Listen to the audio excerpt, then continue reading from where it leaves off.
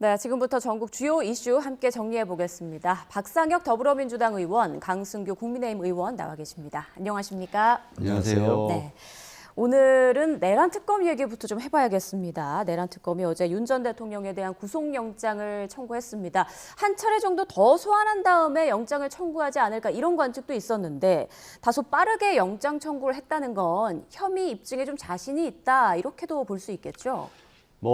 조은석 특검이 평소에도 검찰에 계실 때부터 굉장히 그 수사로는 굉장히 좀 정평이 나와 계신 분이어서 아무리 봐도 좀 혐의 입증에 굉장히 자신감을 가지고 있고, 그리고 지금 구속을 하더라도 더 소환을 못하는 것이 아니라 더 수사를 하는 데 있어서 더 편의성이 있기 때문에 그런 점들이 작용하지 않았나 싶기도 하고요.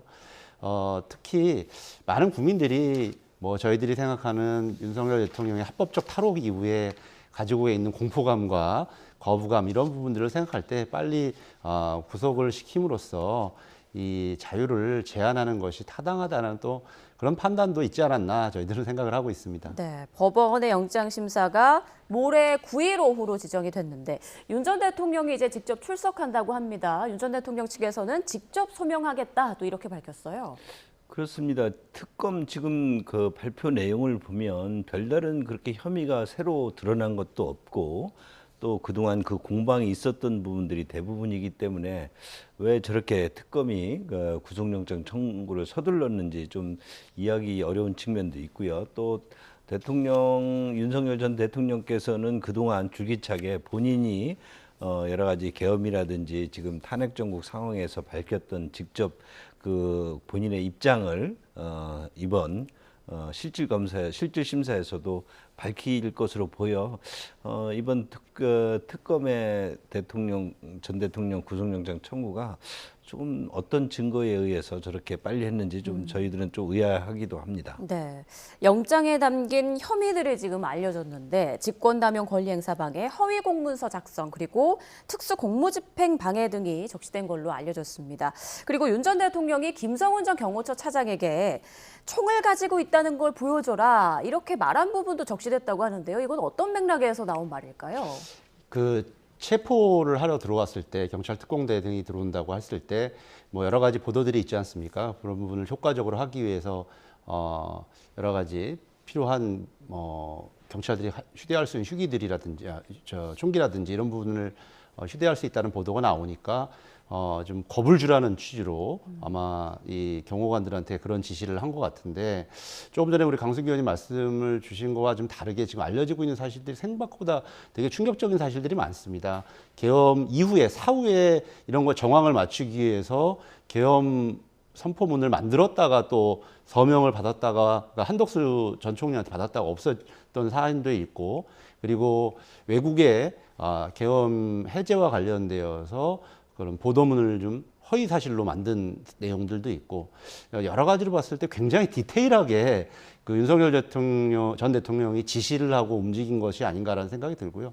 이와 별개로 지금 사실 외환죄와 관련된 부분도 굉장히 많이 알려지고 있는데 이 부분은 조사할 것이 많아서 이번에는 포함되지 않았다고도 합니다. 이번에 구속을 하게 되는 이유 중에 하나도 그런 부분과 관련되어서 명확하게 신병을 확보하고 또 증거인멸이라든지 이런 부분으로부터 차단하기 위한 의도도 한번 우리가 생각해 볼 수 있을 것 같습니다. 네, 말씀해 주신 것처럼 평양 무인기 투입을 지시했다는 그 외환 혐의에 대해서는 이제 박지영 특검보가 이렇게 밝혔습니다. 지금 현재 이 부분에 대해서 조사가 진행 중이고 앞으로도 조사할 양이 많기 때문에 이번 혐의에는 포함되지 않았다. 이 외환 혐의 부분은 국민의힘에서 좀 어떻게 보고 있습니까? 저는 그 외환 혐의에 대해서도 조사해보니 별것이 없다. 그래서 결국 구속영장 사유에도 들어가지 못했다. 당시 대통령이 무인기 등을 북한에 보내고 하는 부분 등은 어떤 그것이 사실이라고 했을 때 그 부분은 통치권 차원에서 국군 통수권자로서의 어떤 행위일 텐데 이런 부분 등이 무슨 북한의 침공을 유도하기 위한 것이라는 이렇게 어떤 프레임을 정해놓고 수사를 한다는 것 자체가 이 외환죄에 대한 여러 가지 그 부당성이 있었던 것이고요. 실제 또 그렇게 언론 플레이를 해놓고 특검에서 조사를 해보니 그것을 입증할 만한 객관적 증거 등이 없었죠. 그러니까 나중에 추후에 수사한다고 그러지만 결국 이번 구속영장 청구 사유서에 들어가지도 못했다. 이 또한 프레임이다. 저는 그렇게 봅니다. 네.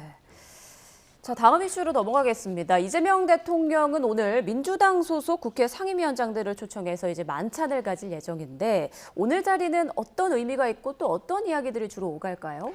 예, 이재명 대통령이 취임 후부터 굉장히 발빠른 소통 행보들을 하고 있습니다. 여러 여야 지도부를 한꺼번에 만난 사례도 있고요. 또 우리 여당의 또 지도부와 원내대표단을 초청해서 함께 이야기를 나눴습니다. 그리고 보시는 바와 같이 추경이 통과하자마자 국무회의를 통하고 또 어제는 대통령께서는 안 계셨지만 당과 정부가 함께 고위당정을 통해서 추경 집행, 뭐 여름철 안전대책이라든지 물가 동향 이런 부분들을 점검하지 않았습니까? 예. 조금 전에 보신 것처럼 총리에게 아주 구체적인 임무를 부여하고 역할을 당부를 했습니다. 그래서 오늘은 여당 아마 야당 상임위원장들께서도 다 선출이 됐으면 한꺼번에 다 모셨을 텐데 안타깝게 기획재정위원장이 지난번 금요일 날 선출이 안 됐어요. 네. 제 생각에는 그런데 그래서 이번에 먼저 여당 위원장들과 함께 하고 왜냐하면 이번에도 법사위원장이라든지 운영위원장 몇 분들은 새로 또 선출이 또 되셨습니다. 예결위원장도 그렇고요. 그래서 이런 분들과 함께 어떻게 하면 국회와 정부가 잘 협조할 수 있는지 이런 좀 모습을 함께 고민하고 필요한 당부들도 함께 좀 나누면서 이재명 정부 성공을 위한 그런 좀 시간을 가지지 않을까 그렇게 좀 추천해 봅니다. 네, 그리고 오늘 오전 정부 세종청사에서는 김민석 국무총리의 취임식이 열렸습니다. 이 자리에서 붉은색 넥타이가 눈에 띄었는데요. 김민석 총리의 목소리 직접 듣고 이야기 나눠보겠습니다. 제가 어제에 이어서 오늘도 양이 그려진 넥타이를 했습니다. 어제는 파란색 바탕이었습니다. 양은 사회적 약자를 상징할 것입니다. 사회적 약자, 경제적 약자, 정치적 약자를 찾는 일에 제가 파란 넥타이를 맸건 빨간 넥타이를 맸건 무슨 차이가 있겠습니까? 저는 정열적으로 정열을 상징하는 붉은 넥타이로 함께 시작하면서 우리가 정열적으로 우리 사회의 사회적 약자들을 단 한 명이라도 남겨놓지 않고 구하자 하는 마음이 여기 계신 분들 모두의 인생을 공직자로서 시작할 시작이 아닐까 감히 짐작을 해봅니다. 네, 파란 넥타이를 맸건 빨간 넥타이를 맸건 무슨 차이가 있겠나. 이 말 들으니까 이재명 대통령의 그 흥묘 백묘론이 떠오르는데 어떻게 들으셨습니까? 이재명 정부의 어떤 실용이라든지 협치 이렇게 내세우는 것은 저희들 국회라든지 또 당정 간에 이런 부분에 대한 국민적 요구가 뜨거운 만큼 저는 뭐 바람직한 방향이라고 봅니다. 그러나 실제 이런 협치라든지 실용이 국민들과 또 야당과 실질적이 하려면 내용이 일치를 해야 되는데 내용과 저런 상징, 흥묘, 백묘, 넥타이 색깔 이런 것과 달리 실제 내용에서는 일체 협치의 그런 의지가 없다는 것이죠. 국회 상임위를 재구성하는 데 있어서도 의장이 여당이 가져갔으면 제1야당의 법사위원장을 양보를 한다든지 이번 추경에서도 추경을 통과할 때 심사도 제대로 하지 않고 뭐 바쁘다는 이유로 그냥 일방통행을 한다든지 또 지난 정부에서 그렇게 대통령실 특활비와 검찰 특활비 일방적으로 전액 빵원으로 삭감해놓고 지금은 슬그머니 또 완전 논리를 바꿔서 이렇게 하는 부분 사과 한마디 없이 한다는 것이 과연 이게 협치라든지 실질적인 여야 당정 이런 부분에 대한 실용정부의 어떤 내용이 맞는지 저희들이 좀 의아해하고 있고요. 새 정부가 들어선 만큼 이런 부분에서 저런 상징 그리고 또 내용이 좀 함께 협치나 실용정부로 그렇게 가주길 바랄 뿐입니다. 네, 말로만 협치 외치지 말고 좀 실천으로 행해달라 이런 말씀해 주셨는데 오늘 김민석 총리가 그 폭염 건설 현장을 찾았다고 해요. 여기에서 새벽 총리가 되겠다 이런 말을 또 했는데 어떤 의미라고 보세요? 그 김민석 총리의 의원실 입구에 있는 약간 조그만 현판이 뭐냐면 예. 정치란 사회적 약자를 위한 것이다라는 취지의 현판을 평소에도 하고 다닙니다. 어제도 고위당정 자리에서도 그 양 넥타이를 얘기하면서 사회적 약자를 좀 강조하셨는데 또 더불어서 오늘도 뭐 대통령께서도 그런 역할을 얘기하셨는데 이제 산업재해라든지 네. 특히 여름철에 안전대책 관련돼서 함께 일하는 근로자들이 정확하게 휴식 시간이라든지 이런 부분들이 보장되지 못하는 환경, 특히 에어컨이 없는 뭐 야외도 당연히 그럴 수 밖에 없겠지만 또 실내에도 에어컨이 없는 또 근로자들 환경도 있지 않습니까? 그런 부분들 굉장히 챙겨야겠다 이런 의지를 좀 보여주셨거든요. 저는 이제 김민석 총리가 이 새벽 총리가 되겠다라는 마음도 결국은 이 아침부터 일을 시작하는 많은 우리 근로자들과 국민들 이런 부분들 그리고 일상의 삶부터 챙기겠다라는 그런 뜻으로 보여지고요. 굉장히 제가 알기로는 얼리버드입니다. 김민석 총리 앞으로 공직자들도 더 힘들어지실 거라고 저는 생각됩니다. 네, 더 일찍 일어나서 좀 더 부지런히 뛰겠다 뭐 이런 의미라고 해석을 해주셨습니다. 자, 이런 가운데 국민의힘 혁신위원장으로 내정됐던 안철수 의원이요. 오늘 오전 돌연 위원장직을 사퇴하고 당대표 출마를 선언했습니다. 들어보시죠. 합의되지 않은 날치기 혁신위원회를 거부합니다. 그리고 저는 전당대회에 출마하겠습니다. 국민의힘 혁신 당대표가 되기 위해 도전하겠습니다. 메스가 아니라 직접 칼을 들겠습니다. 당대표가 되어 단호하고도 강력한 혁신을 직접 추진하겠습니다. 네, 안 의원이 국민의힘 혁신위원장으로 발표된 건 불과 5일 전입니다. 지명 직후 안 의원은 SNS에 코마 상태인 국민의힘을 반드시 살려내겠다며 각오를 밝혔는데요. 전대는 지금 생각하고 있지 않습니다. 예, 생각하고 있지 않습니다. 하지만 이를 놓고 민주당과 국민의힘 친한계에서는 안 의원 손에는 당을 수술할 메스가 없다고 지적했었죠. 친윤 기득권 테이블 위에 꽃병이 꽂혔다. 꽂혀 있는 철수 이렇게 쓰이고 끝날 가능성이 많아요. 그분의 손에 메스가 없어, 칼이 없어. 어떻게 수술할 겁니까? 메스가 없는데. 이들의 우려와 지적이 현실이 된 걸까요? 오늘 기자들의 질문에 안 의원은 이렇게 말했습니다. 최소한의 인적 쇄신안 두 분이라고 말씀드릴게요. 에 대해서 인적 쇄신안을 비대위에서 받을 수 있겠는지 그 의사부터 먼저 타진을 했는데 주말 동안 여러 번 이렇게 의견을 나누면서 결국은 받지 않겠다는 그런 답을 들었습니다. 그래서 만약에 그렇다면 제가 혁신위를 할 이유가 없다.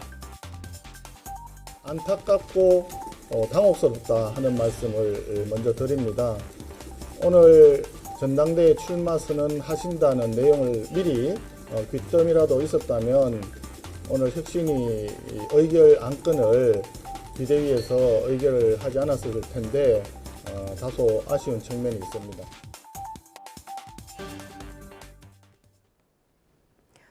네, 방금 들어온 속보부터 전해드리겠습니다. 내란 특검이 밝힌 내용인데요. 윤석열 전 대통령의 영장 청구서가 유출됐다면서 이는 중대한 범죄 행위다 이렇게 목소리를 높였습니다. 윤석열 전 대통령의 영장 심사가 모레 오후 2시 15분으로 지정된 가운데 밝힌 내용인데요. 윤석열 전 대통령의 영장 청구서가 유출됐고 중대한 범죄 행위라며 변호인 측을 통해서 언론에 영장 청구서가 유출된 것을 확인했다라고 밝혔습니다. 다시 한번 전해드립니다. 내란 특검에서 윤석열 전 대통령 영장 청구서가 유출된 것에 대해서 강력히 비판의 목소리를 냈습니다. 중대한 범죄 행위라면서 변호인 측을 통해 언론에 영장 청구서가 유출된 것을 확인했다라고 말을 했습니다. 관련해서 또 추가 소식 들어오면 전해드리겠습니다. 자, 안철수 의원 얘기를 하고 있었는데 혁신위원장 수락한 지 불과 닷새 만에 이걸 사퇴하고 당대표에 나섰어요. 자, 이런 분위기 어떻게 보십니까? 저는 지도부가 안철수 의원을 혁신위원장으로 지명을 하고 수락을 했을 때 좀 의아했습니다. 지금 상태에서 어떤 혁신으로 안철수 위원장에게 혁신의 그런 중책을 맡겼을까 좀 의했고, 그것을 또 수락한 안철수 의원의 혁신의 방향은 뭘까? 그런데 오늘 그 사퇴 기자회견 등에서 낸 모양을 보면 두 분의 어떤 그 당직자에 대해서 어떤 인적 징계 쇄신. 조치, 인적 예. 쇄신을 해야 된다라는 것이고 이것이 이제 기자들이 해석하기로는 권영세, 권성동 소위 말한 쌍권의 출당 조치가 아니었겠느냐 이렇게 유추하더라고요. 만약 그게 사실이라고 한다면 과연 혁신위원장이 그 두 전직 비대위원장과 원내대표에게 어떻게 출당 조치를 하라고 지금 지도부와 협상으로 그것이 혁신위원장을 사퇴하는 변이 될까? 저는 이 또한 이게 혁신의 내용이 될 수가 있는지 의아했습니다. 우리가 사람이 당을 혁신하는데 사람이 중요한 것은 맞습니다. 그러나 그 사람마저도 그것이 정상적인 절차, 시스템에 의해서 어떤 선출도 되고 평가돼야 되지 않겠습니까?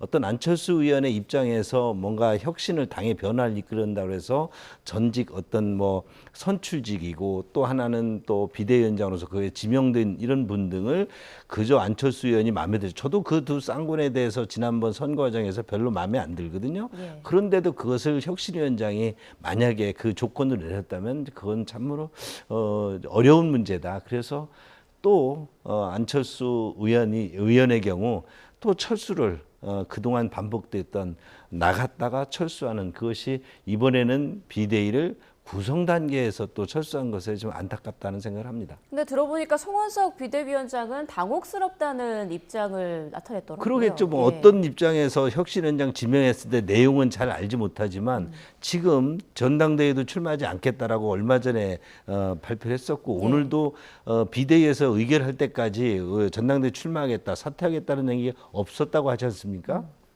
이게 공당에서 어떤 특히 혁신위원장을 지명한 그런 지도부와의 어떤 소통이 이렇게 있었는지 그리고 이렇게 갑자기 변개하는 것이 과연 어떤 의미인지 저도 좀 의아해하고 있습니다. 말씀하신 것처럼 그러니까 안철수 의원이 뭐 권영세, 권성동 이 두 사람에 대한 인적 쇄신을 요청했지만 받아들여지지 않았다. 이렇게 지금 얘기가 돌고 있는 거고 확인된 바는 없습니다. 근데 그렇습니다. 만약에 사실이라면 이 분위기를 좀 어떻게 봐야 될까요?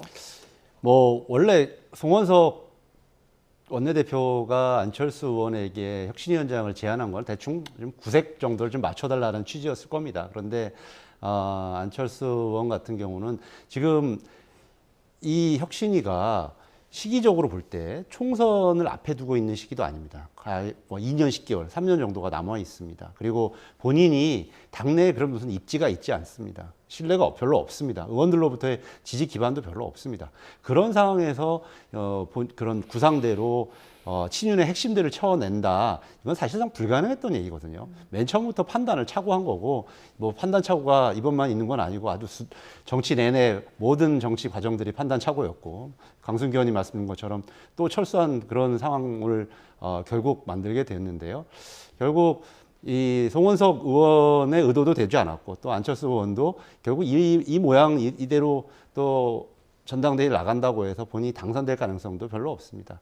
결국 오히려 국민의힘의 내홍만 더 커지지 않을까. 저는 결국 국민의힘 전당대회는 뭐 조금 이따도 여쭤보실 것 같긴 한데 김문수 대 한동훈의 싸움으로 간다. 저는 이렇게 예상합니다. 리턴 매치가 예상된다는 말씀. 자, 말이 나온 김에 국민의힘 전당대회 좀 여쭤볼게요. 지금 어제 조경태 의원에 이어서 오늘 안철수 의원이 출사표를 던졌고 김문수 전 대선 후보도 지금은 자유의종을 올릴 사람이 필요하다 이렇게 좀 의미심장한 얘기를 하기도 했어요. 어떻게 후보군 예상하십니까? 저도 지금 그 김문수 후보가 그 출마를 할 것으로 이렇게 예측이 됩니다. 예. 그 외곽 단체들과 어떤 포럼 등에서 한 내용이라든지 그 최근의 행보를 보면 저분이 이 당의 지금 당내 혁신이 개혁이 필요하고 그것을 할 수 있는 부분은 본인이 적임자라고 생각을 하시는 것 같고요. 그런 측면에서 이제는 이제 김문수 후보가 전당대회에 출마하는지 여부가 굉장히 큰 변수가 됐는데 약간 이제 상수 쪽으로 기우는 것 같고요. 한동훈 대표가 출마할지 여부 등에 대해서는 그동안 아주 극도로 입장을 자제하고 있는데 어제 오늘 상황에서 보면 일단 조경태 의원이 친한계 중에서는 거의 좌장 역할을 하고 있지 않습니까? 조경태 의원이 최다선 의원으로서 출마를 하겠다라고 밝힌 것은 그 부분만을 놓고 볼 때는 한동훈 대표는 이번에 어떤 그 출마를 좀 자제하는 게 아닌가 느끼십니다. 뭐 내부에서도 친한계 내부에서도 예. 출마하자는 쪽과 출마하지 말라는 쪽이 팽팽히 있는데 원내 쪽에서는 출마하지 않는 게 좋겠다는 입장이라는 거예요. 근데 여하튼 조경태 의원의 출마는 한동훈 전 대표가 출마하지 않을 가능성이 높다. 그 다음에 또 하나의 변수라면 역시 이제 나경원 의원일 네. 텐데 만약에 나경원 의원의 경우 김문수 후보가 출마를 하게 된다면 나경원 의원은 출마하지 않을 것으로 보여지고요. 또 나경원 후보도 이번 당대표에 대해서는 아직 출마라든지 여부에 대해서 전혀 입장을 내지 않고 있어서 아마 김문수 후보의 출마 그리고 여타 지금 조경태 의원이라든지 또 안철수 의원. 후보 등의 예. 출마 이런 부분 등에서 정리가 되지 않을까 저는 그렇게 느껴집니다. 네, 지금 민주당 당대표에 출마한 정청래, 박찬대 의원 두 사람은 나란히 이제 호남을 찾았더라고요. 이번에 그 권리당원 투표 비중이 워낙 크다 보니까 결국 호남 민심이 좌지우지하지 않을까 이런 관측이 많더라고요. 근데 권리당원 비중이 많아서 물론 호남의 권리당원 수가 많은 예. 것은 사실입니다만 또 특정 지역이 좌지우지하는 이런 조금 상황은 좀 지나간 것 같습니다. 왜냐하면 숫자가 너무 많습니다. 예. 130만 정도가 권리당원이기 때문에 특별히 거기에 좌지우지 된다기보다도 당원들도 저희 지역에서 좀 만나보면 결국 이재명 정부 성공을 위해서 어떤 사람이 적합하냐 어떻게 하면 더 개혁 노선을 강화할 수 있느냐 이런 것들을 가지고 판단의 근거들을 삼고 있어서 아마 그런 부분들이 이번 당대표 선거의 가장 중요한 요인이라고 생각이 들고요. 그럼에도 불구하고 호남이 갖고 있는 상징성 그리고 아까 말한 것처럼 숫자적으로 많은 비분을 차지하고 있는 부분 때문에 두 후보가 굉장히 정성을 들이고 또 호남의 유권자 당원들을 좀 만나고 있는 것 같습니다. 지금 초반 여론조사에서는 오차범위 내에서지만 정청래 의원이 조금 앞서는 그런 결과도 보이는데 분위기 좀 어떻습니까? 뭐 팽팽합니다. 사실은 굉장히 팽팽하고 그런 만큼 저는 이런 경쟁들은 당내에 항상 있는 거고 또 이런 경쟁들이 잘 승화돼서 당이 민주적으로 발전해 나가는데 좀 도움이 된다고 생각을 하거든요. 그래서 오늘 당에서도 선거관리위원회를 좀 구성하고서 어떻게 하면 그런 부분을 잘 할 수 있을까 여러 가지 룰들도 정하고 했습니다. 그래서 앞으로 전당대회 과정 이제 곧 등록 신청을 받고 진행을 하게 되는데요. 저희들도 그런 부분에 만전을 기하도록 하겠습니다. 네. 자, 국회 상황도 보겠습니다. 오늘부터 이제 7월 임시국회가 시작이 되고 다음 주부터 장관 후보자들의 청문회가 줄줄이 이제 예정돼 있죠. 국민의힘이 잔뜩 벼르고 있는 것 같더라고요. 어떤 후보를 특히 좀 눈여겨보고 있습니까? 지금 뭐 그 장관들 나온 후보들 중에 또 교육부 장관이 또 논문 뭐 이렇게 제자 논문을 좀 이렇게 가로채게 했다. 뭐 여러 가지 의혹들이 제기지 않습니까? 이런 부분들이 과연 교육부 장관 수장으로서 적절한지 또 그 중소기업 장관의 경우 이 이제 네이버 등에서 CEO를 오랫동안 하면서 과연 네이버가 상당 부분에 있어서 과도점 그 상태에 있었는데 그럴 때 CEO로서 정책을 했던 내용 등이 과연 친중소기업 정책이었는지 또 뭐 동생이나 이런 분들에게 재산을 뭐 이렇게 증여한 때 이게 증여세를 회피한 게 아닌지 이런 부분들을 좀 따져 볼 것이고요.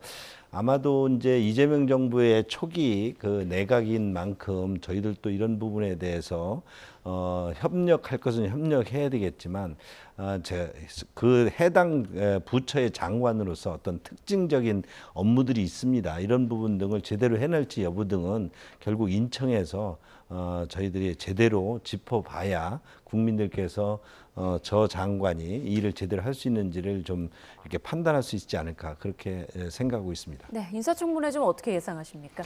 굉장히 그 인사청문회 할 때마다 어려운 게 이런 예. 특히 학자 출신들 굉장히 사실은 좀 쉽지는 않습니다. 그런데 제가 생각하기에 제일 중요한 거는 이 국가적인 위기 상황에서 이번에 지명되신 분들이 이런 어려운 상황을 극복할 수 있는 재질이냐 그런 제목들이냐라는 점들을 좀 많이 봐주셨으면 좋겠고요. 네. 그게 첫 번째고 두 번째 우리 국민의힘에도 당부드리는 건 물론 강승기 의원님 잘 협조해 주실 것 같은데 함께 이런 상황들을 극복할 수 있도록 조기에 좀 내각이 구성될 수 있도록 좀 원만한 협조를 좀 꼭 부탁드리겠습니다. 네. 오늘 어떤 이른바 보수 언론에 이런 제목의 칼럼이 실렸습니다. 국힘에서는 이재명 정부의 인사를 보면서 윤석열 정부의 실패를 되돌아보라. 뭐 이런 얘기들이 있었습니다. 과거 윤석열 정부 초기에 이런 여러 가지 문제점을 제기해 보면 이 사람들보다 뛰어난 사람들이 있어? 뭐 이런 식의 전 대통령의 그런 발언들, 도어 스태핑 이런 얘기들이 있었지 않습니까? 결국 더 중요한 거는 지금 이런 여러 가지 뭐 다소 흠결이 있거나 또 문제점이 지적되더라도 아까 말씀드렸던 것처럼 한 팀으로서 극복할 수 있는 그런 자질과 전문성들을 가지고 있는지 그런 것들을 인사청문회란 제도 틀 안에서 우리 소명하고 국민들께 납득될 수 있는지 이게 가장 네. 중요한 문제인 것 같습니다. 맞습니다. 인사청문회에서 결국 이제 국민들의 눈높이에 어떤지가 중요할 테니까요. 나오는 얘기들은 관심을 갖고 지켜봐야겠습니다. 자, 지금 민생회복 소비 쿠폰 정책을 두고요. 박수영 국민의힘 의원이 부산 시민은 25만 원 필요 없다 이렇게 발언해서 좀 논란이 일고 있는데요. 화면으로 함께 보겠습니다.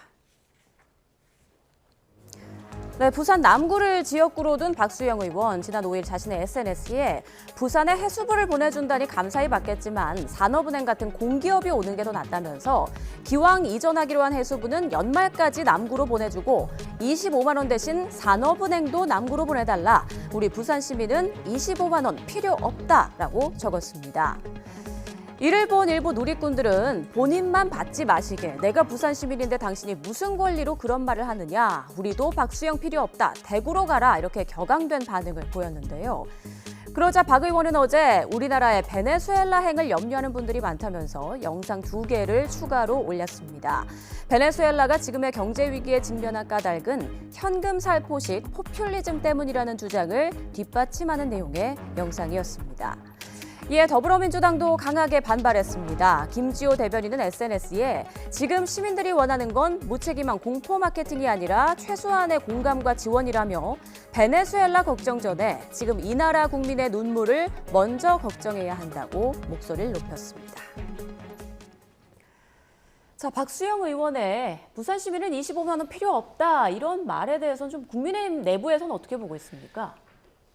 이재명 정부가 지금 새 정부 출범과 함께 추경등에서 지금 집중하고 있는 것은 현금 살포 포퓰리즘 아니겠습니까? 이런 부분 등에 대한 국민적 경각심을 박수영 의원이 지적한 것이고요.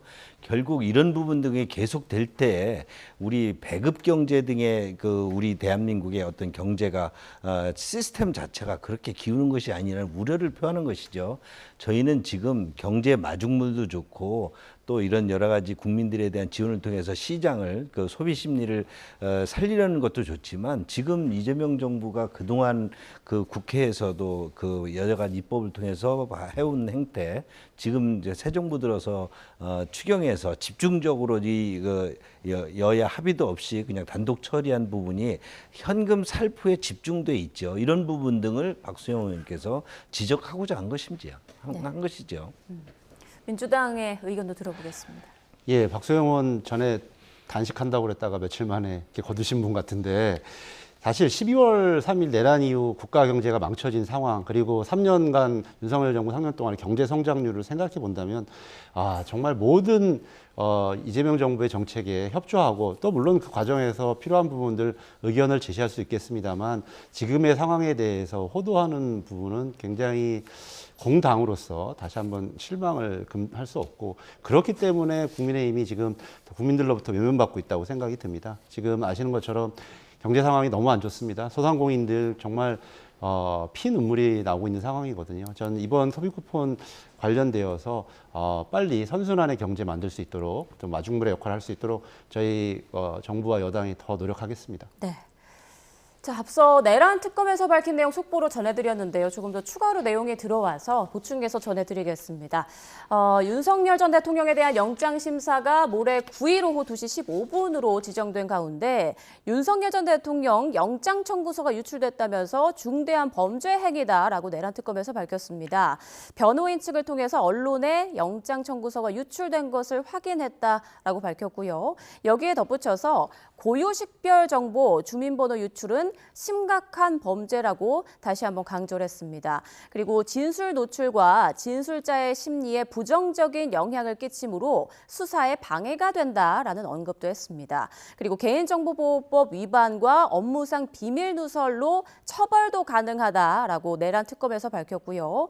특검을 통한 유출 가능성은 없다고 확신하고 있다. 그러니까 다른 경로로 이 부분이 노출된 것으로 짐작하고 있는 것으로 보입니다. 영장 청구서 파일로도 공유하지 않는다면서 특검에서는 보안을 철저히 하고 있는 상황이다라고 밝혔습니다. 그리고 윤석열 전 대통령은 영장 심사 중에는 서울구치소에서 대기한다라는 내용도 밝혔는데요. 이 내용 정리해서 이어지는 뉴스에서 또 전해드리겠습니다. 네, 두 분 말씀은 여기까지 듣겠습니다. 박상혁 더불어민주당 의원, 강승규 국민의힘 의원과 함께했습니다. 고맙습니다. 감사합니다. 감사합니다.